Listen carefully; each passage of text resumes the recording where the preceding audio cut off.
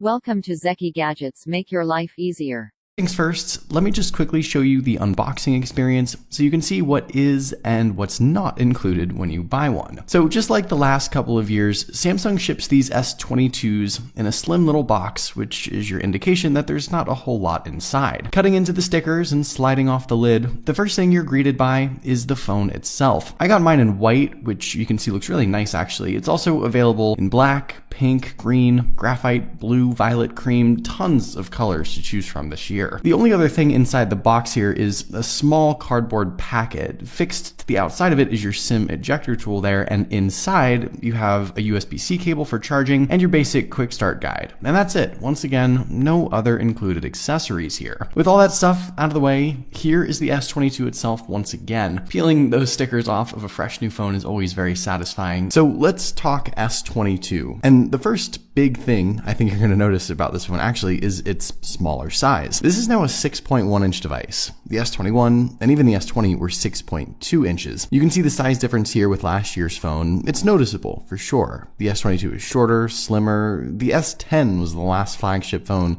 with these dimensions. And I can't remember there ever being an instance before this where the S series got smaller compared to the previous year. Now I know a lot of people will like this. The S22 is really comfortable in the hand. Super easy to reach every corner and edge of the screen. But even with that seemingly minor decrease in size, it might just influence more people this year to opt for the S22 Plus. You might also notice that the S22 has totally even bezels all the way around now, no little bottom chin. You get an 87.4% screen to body ratio, center hole punch selfie camera, and honestly, I think this is just about as perfect of a screen setup as you could ask for. It's also totally flat, no curved edges or anything like that. The whole phone is pretty much flat actually. The sides and frame don't have much of a taper anymore, sort of that ice cream sandwich design. I think the polished mirror finish of the aluminum housing on this white S22 also really looks high end. And around back, the S22 is finished with frosted glass again. No more faux glastic plastic cover. It's just great to see a fully high-end build with premium materials all the way around. And just quickly taking a look at everything else, nothing really on the left side of the device. On the right side, you'll see the usual volume buttons and power button and a 5G antenna. Down below, dual SIM tray with no SD card support, alongside the USB-C port for charging and one of two speakers. The second speaker, of course, is hidden in that tiny earpiece slit across the top above the selfie camera, and around back an updated triple lens camera setup, which I'll talk more about in just a bit. Underneath the display, of course, the ultrasonic fingerprint sensor is back and it's just as quick as ever. Just using the setup on last year's S21 was great, and I think Samsung's fingerprint reader is still one of the best in the business. You barely even have to touch it and you're into the phone. It's really pretty good. Speaking of the display, let's talk a little bit more about the specs here. The 6.1 inch screen is once again a dynamic AMOLED 2X panel that offers HDR10 Plus support. It's an adaptive 120Hz high refresh rate, of course, which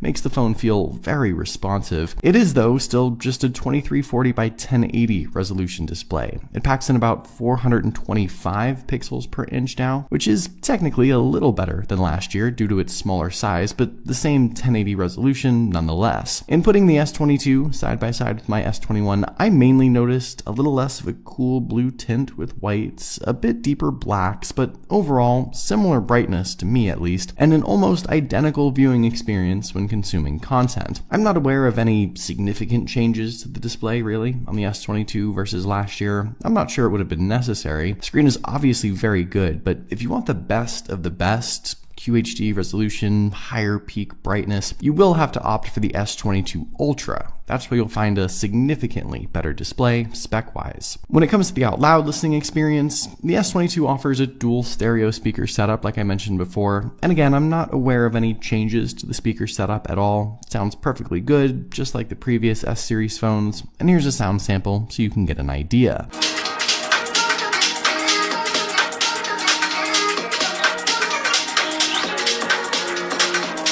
Year over year, the thing that's pretty much guaranteed to change on these flagship phones is the processor inside that powers them. And this year, for the S22, we of course get a brand new, most powerful chipset. Depending on where in the world you live, your S22 will either get the Qualcomm Snapdragon 8 Gen 1 or Samsung's own Exynos 2200. Everyone gets the same 8 gigs of RAM, that's the only option this year, and the choice of either 128 or 256 gigs of storage. The phone will ship with Android 12 and One UI 4.1, of course. There's actually already a security update available for this phone, and checking out the Geekbench scores, here are those numbers for your reference. You can also see some other stats of this new processor inside, and when we compare it to what was inside the S21, we can see some big improvements across the board. Now, it's always kind of tough to really gauge speed and performance increases with these new phones, simply because they're already so powerful, and more improvements will generally be minor at best. But I'm still looking forward to putting this phone to the test and pushing it really hard, because